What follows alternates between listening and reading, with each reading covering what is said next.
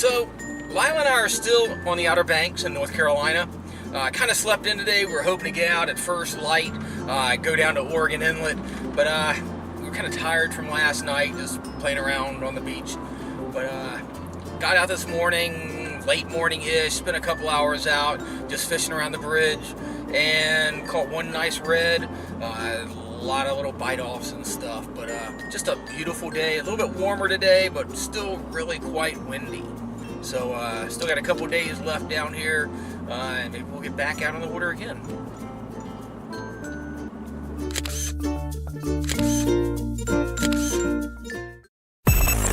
Fishyaker.com, the original kayak rigging video series.